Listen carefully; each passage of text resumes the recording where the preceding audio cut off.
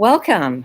I'm Alice Alicia Jones, and this is my first attempt to do a YouTube video without my beautiful Karina's help. Well, she's given me a ton of help, but it's been behind the scenes. She's usually right in front of me. But because of COVID, we've had to change the format. And bless her heart, she has listened to my tales of woe for the last 3 hours of me trying to get connected. And I'm connected, so I'm absolutely thrilled.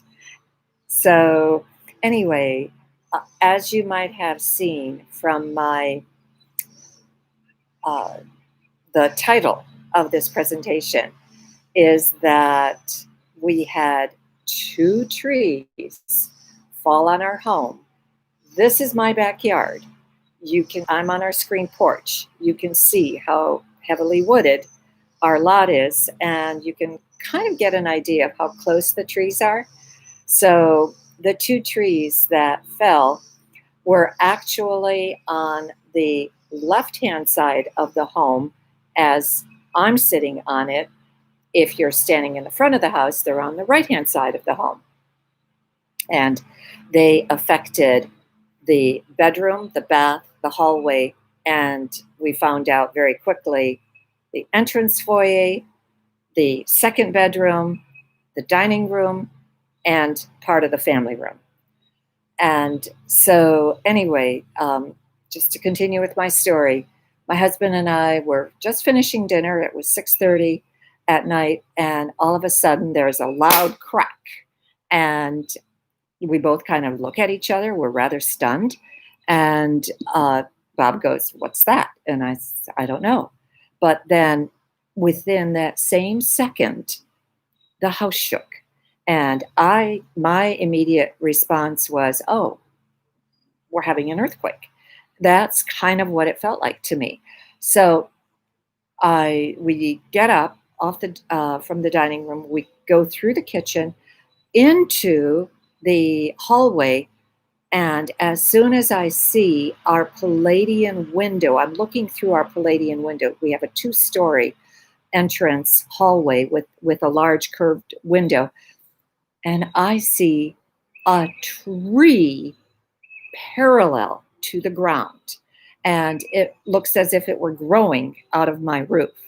So we walk out the front door, we're looking at it, and we see another one, but it doesn't register. I think, like everything else, we go into a state of shock to begin with, and we walk around to the back.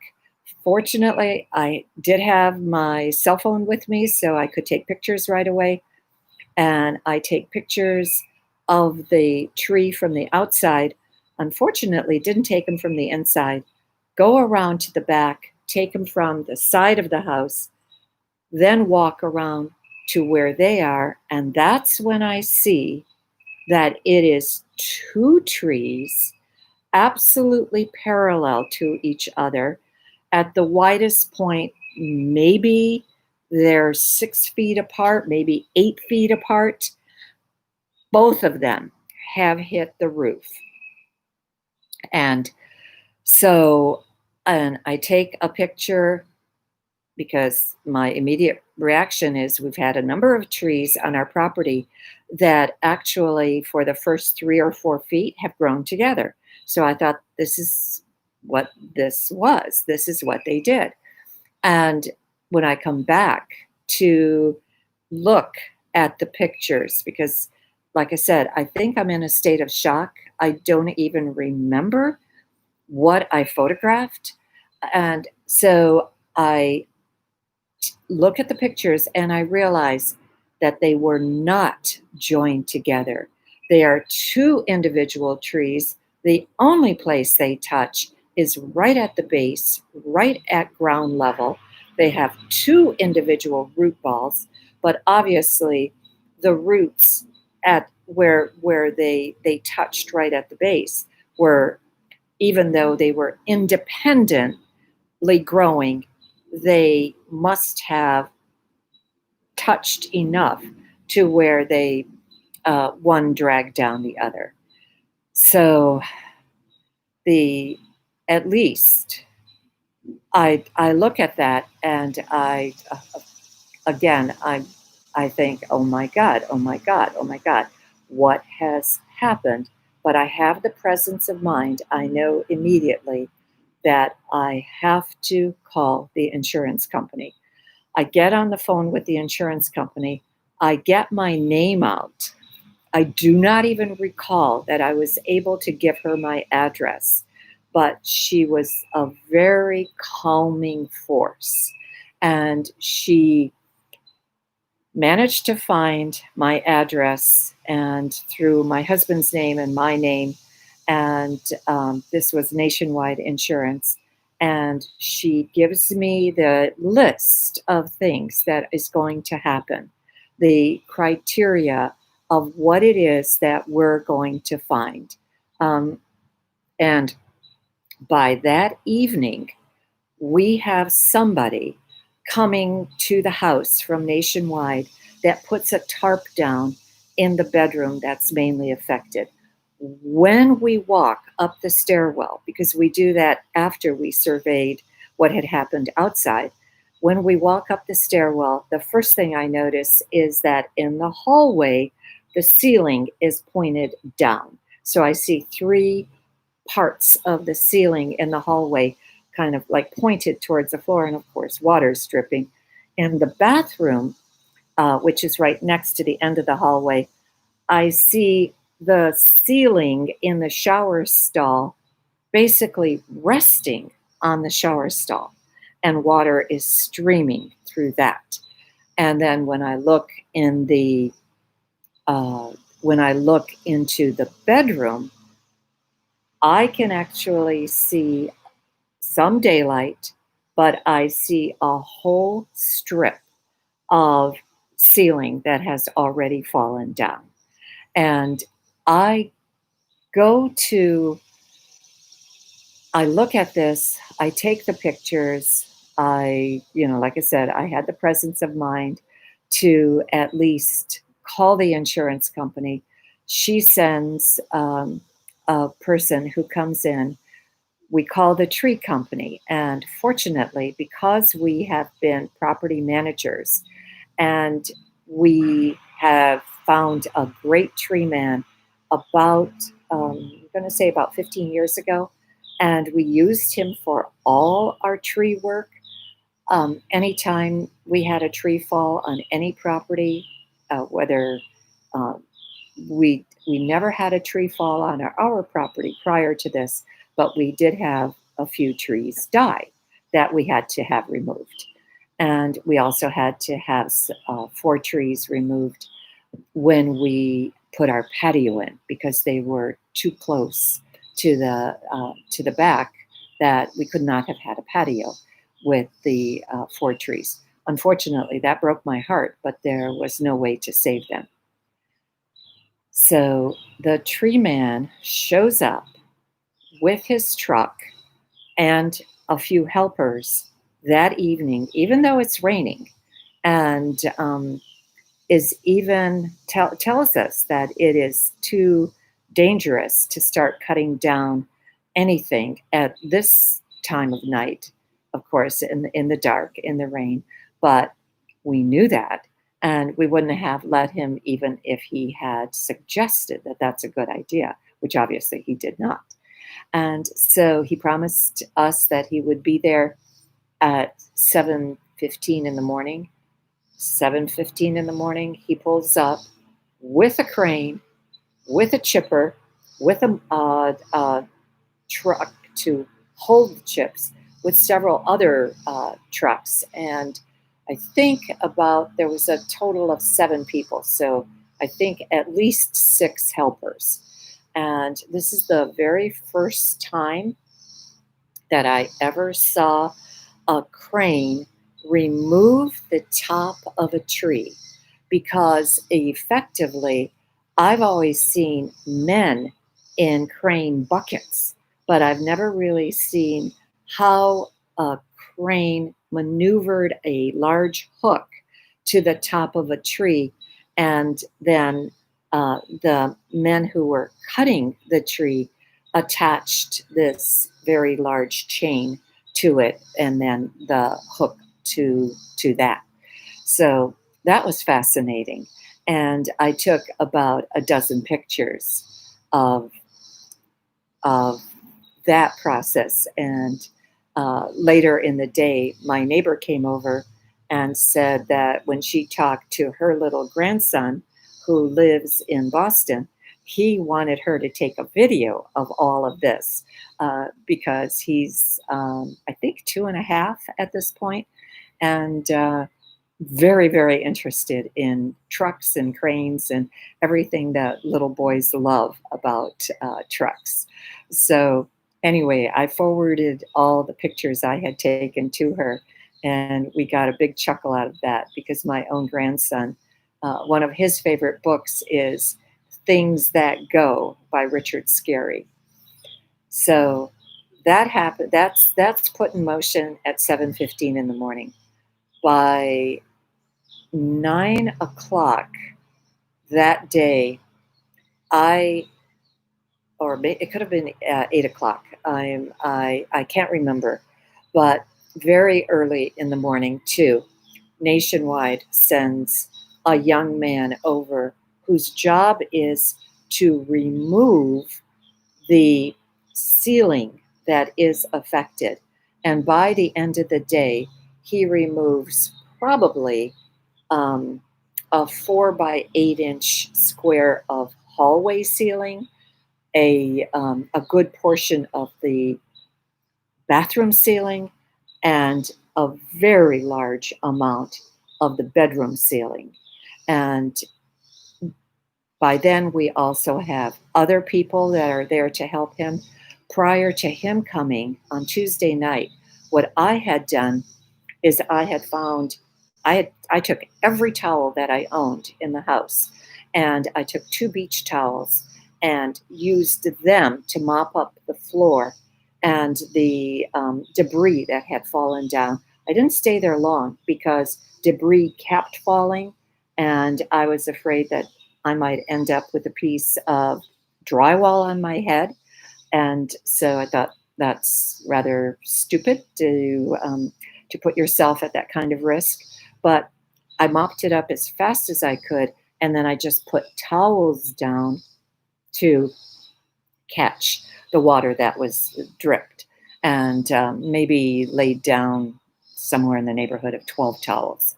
And so, because they were folded into 8, they absorbed quite a bit of the water. They were soaking wet by the next day, but at least they were there. And the young man uh, had removed them, put them all in the bathtub. But the entire time that we were working, that they were working, at the end of the day, we had, I think it was 6 dehumidifiers in the house. So by the end of Wednesday night, we had this roar going through our home. And I found out the following day, on Thursday, that not only were there 3 dehumidifiers upstairs, but there were also 2 heaters, because what they needed was to have the hardwood floors in the hallway that had started to rise. They needed them to lay down. So by getting all the moisture out of them, they did take all the carpeting out of the 2 bedrooms. They did start moving things from one bedroom to the next. I I kind of stayed away from that area. I figured there were so many men working there that they certainly didn't need me as a curious onlooker. But I was ever so grateful to have the help of that many people. Also, the tree people finished. Tino finished by 12 noon. And we had been told that we couldn't get a tarp over the house until the tree was out of there. Tino had told us that, and this was his loyalty to us, that because of the fact that we had used him for so many years, for so many uh, trees, that he put us ahead of somebody else that had also called in an emergency.